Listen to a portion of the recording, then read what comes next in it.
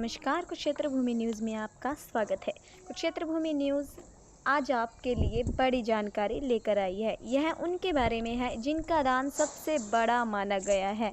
इनको भारत देश में माँ का दर्जा भी मिला है। जी हाँ, हम बात कर रहे हैं गौ माता की। और गौ माता की जानकारी हमें देंगे श्री हंसराज सिंगला जी, जो कि गौशाला के प्रधान हैं। और श्री हंस सिंगला जी से हमें बहुत सी जानकारियाँ प्राप्त हुई हैं और उन्होंने जय गौ माता जय श्री राधे बोलते हुए अपने सुंदर शब्दों में हमें जानकारी दी अपनी गौशाला की। आइए हम आपको भी यह बताते हैं। नमस्कार, कुरुक्षेत्र भूमि न्यूज़ में मैं चीफ रिपोर्टर शांति सभी का हार्दिक स्वागत करती हूं। और कुरुक्षेत्र भूमि न्यूज़ की टीम आज पहुंची है श्री कृष्ण कृपा गौशाला केडीबी रोड कुरुक्षेत्र में। और आज ही हमारा सौभाग्य है कि हमारी जो कुरुक्षेत्र भूमि न्यूज़ की टीम इस गौशाला में आई। और गौ को माता का दर्जा दिया जाता है, माँ के बाद गौ को माता का दर्जा दिया जाता है। और आज हमारे साथ श्री हंसराज सिंगला जी हैं, जो इस गौशाला के प्रधान हैं। आइए सर से लाइव मुलाकात करके जानकारी लेते हैं कि कब से गौशाला को चलाया जा रहा है, कितनी गायें यहाँ पर रखी गई हैं, उनकी देखभाल किस तरह से होती है, यदि गाय बीमार हो जाए तो उसके उपचार की क्या व्यवस्था है, कैसे उनका खान पान चलता है, किस तरह चारे की व्यवस्था होती है, और किस तरह से इतने बड़े एक संस्थान ही कहेंगे गौशाला को चलाने के लिए, किस तरह जो दानी सज्जन हैं या श्रद्धालु हैं उनका सहयोग मिल पाता है। आइए इन्हीं सभी बिंदुओं पर जानकारी लेने के लिए सर से बातचीत करते हैं। सभी भक्तों को जय गौ माता जय श्री राधे। हमारे यहाँ जो रिपोर्टर हमारे पहुँचे हैं, बहुत अच्छा इनका स्वभाव रहा है।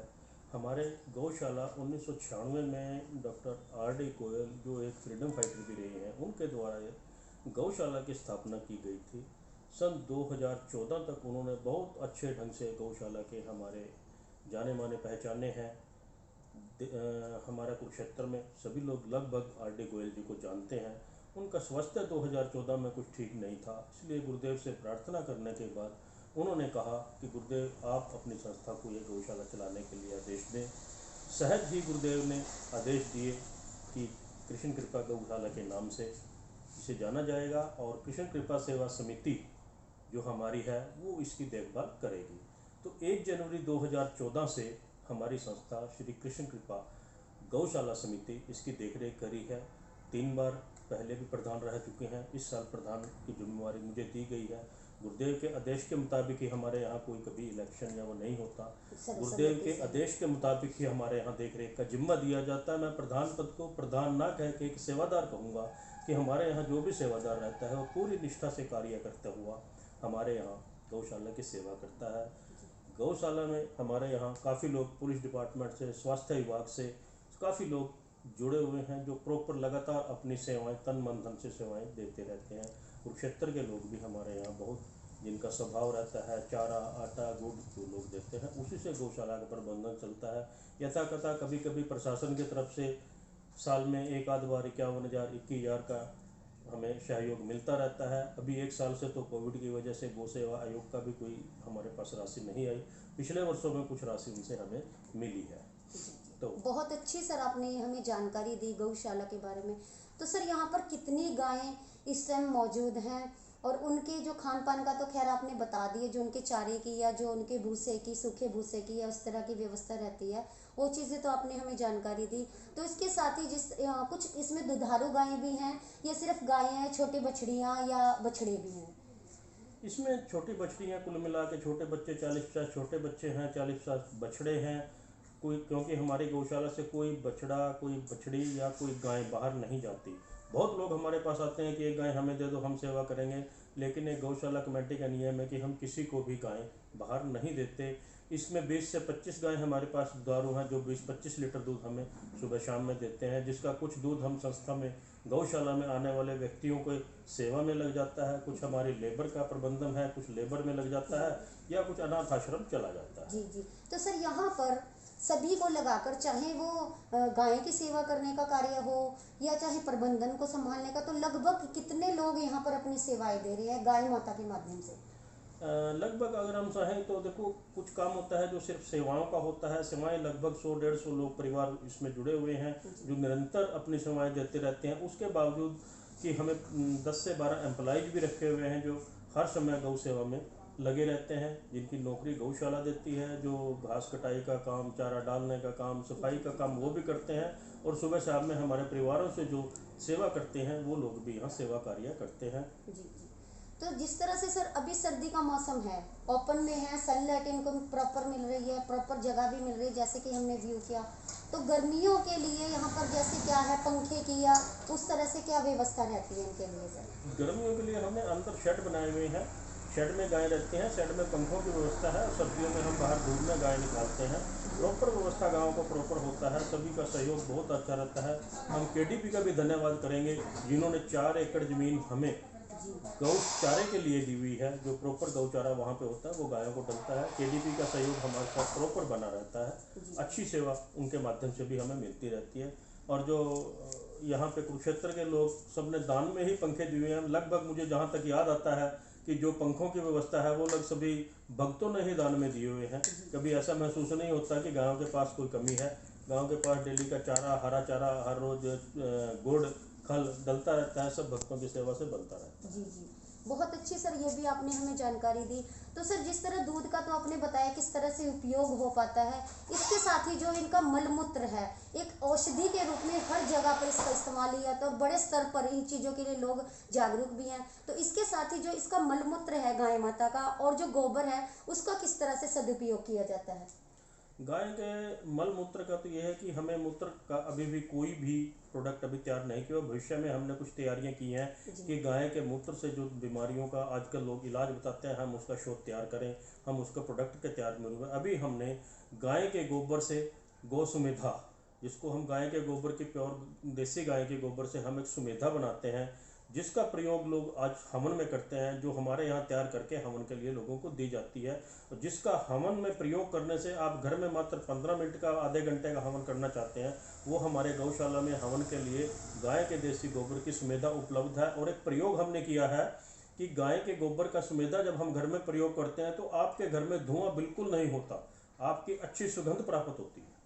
ये एक बहुत बड़ा हमने प्रयोग किया है। हम अपने सभी लगभग जो गौशाला से जुड़े व्यक्ति हैं, लगभग सभी लोग अपने घरों में डेली, काफ़ी लोग डेली नहीं तो हफ्ते 10 दिन में या 15 दिन में, हर अमावस पे या एकादशी पे लोग हवन घर में अंदर बैठ के करते हैं। अक्सर देखा होगा आपने कि लोग हवन घर के बाहर करते हैं कि घर के अंदर धुआं ना हो। लेकिन इसका प्रयोग जब भी आप करें, घर के अंदर करें, कपूर के साथ जलाएं, देसी घी के साथ जलाएं, कोई भी धुआं आपको अंदर, बिल्कुल अंदर धुआं नहीं लगेगा। जी जी जी, ये भी बहुत अच्छी और अलग हटके सर आपने हमें जानकारी दी गौशाला के बारे में।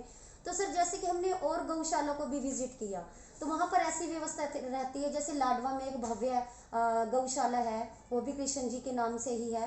तो वहाँ पर ऐसा रहता है कि वहाँ पर रेडियाँ या इस तरह के जो सोलर रिक्शाज हैं वो लगाए गए हैं और उनके माध्यम से लोगों के घरों में जो रोटी है या सब्जी के जो मतलब छिलक या इस तरह से चीज़ें होती हैं तो उनको लोग जाकर कलेक्ट करते हैं और वो गाय माता तक जाता है। या जो कुछ लोग अपनी सेवाएं स्वेच्छा से देना चाहते हैं, रोटी से, सब्जी से और चीज़ों से, तो कुछ इस तरह की व्यवस्था का भी आगे कुछ आपके बारे में आप सोच रहे हैं इस तरह का कुछ? ये हमारी गौशाला के भी 2 रेडियाँ हैं जो पैदल व्यक्ति लेके जाते हैं।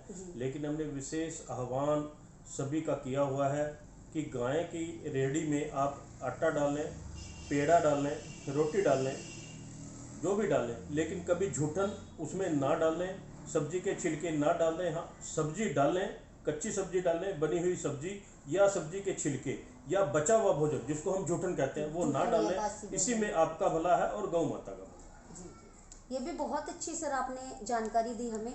तो कुरुक्षेत्र भूमि न्यूज़ चैनल आज आपके मध्य आया, बहुत अच्छी जानकारी को हम अपने व्यूवर्स तक साझा करेंगे। तो आप हमारे चैनल के माध्यम से क्या जन संदेश देना चाहेंगे सर? मैं, बहुत अच्छी बात है कि आपका चैनल ऐसा जन संदेश दे। मैं तो यही लोगों से आह्वान करता हूँ कि गौशाला कहीं भी हो, आपके क्षेत्र में जहाँ भी हो, गौ माता को माता का दर्जा दिया गया है और हम उसको अब हिंदू धर्म के मुताबिक गौ माता की सेवा कार्य में लगा रहें। यही समय है कि कलयुग में भी गौ माता की हम सेवा करें और यही साथ जाएगा कि जो समय आप सेवा के लिए निकाल लेंगे यही हमारा धर्म है, यही हमारा कर्म। आपके माध्यम से यही कहना चाहूँगा कि हर परिवार किसी के पास धन नहीं है, कोई बात नहीं है, वो तन से जुड़ सकता है, तन भी नहीं दे सकता, मन से भी वो पूजा कर सकता है, लेकिन गौ माता को अवश्य सम्मान दे, मान दे, इसी में वाला है। और ये पूजा जितना कर सकते हैं लोग करें, तन मन धन से सेवा करें, जिसमें जिसकी समर्था हो। मैं यही कहता हूँ कि धन से सेवा को जरूरी नहीं है, धन देने वाले भी बहुत हैं, जिनके पास धन नहीं है वो तन की सेवा भी करें, ऐसा भी बहुत है। धन देने वाले के पास अक्सर देखा गया है कि तन की सेवा नहीं होती। धन देने वाले धन से सेवा करें, तन देने वाले तन की सेवा करें। जो दोनों नहीं दे सकते, मन से भी गौ माता को मान सम्मान करें। यही संदेश मैं आपके माध्यम से देना चाहूँगा कि गौ माता से जुड़े, गौशाला में सेवाएं करें। जो हमारी बेसहारा गौ माताएं शहर में घूम रही हैं, उनको गौशाला में छोड़ने का प्रयास करें, क्योंकि किसी भी गौशाला के पास बहुत अक्सर हमने सुना है कि आवारा पशु कहते हैं लोग, हम बेसहारा कहते हैं।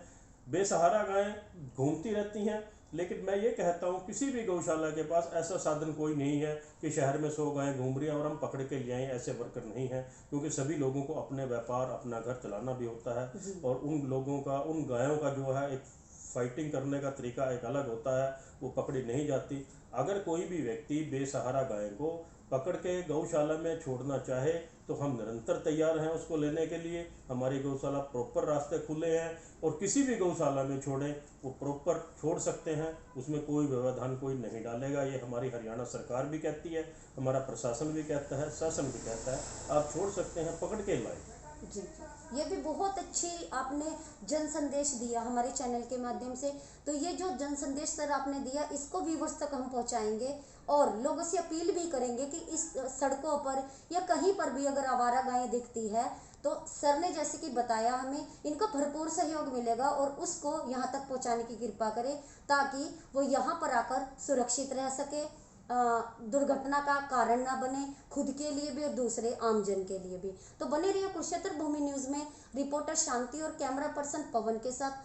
आगे भी लाइव और खास मुलाकात में जो कुरुक्षेत्र भूमि चैनल के माध्यम से धरातल से जुड़ी हुई जानकारी लोगों तक पहुंचाने का एक अभियान चलाया गया है, इसको ऐसे ही जारी रखेंगे और नई खबरों से आपको अपडेट करते रहेंगे। धन्यवाद।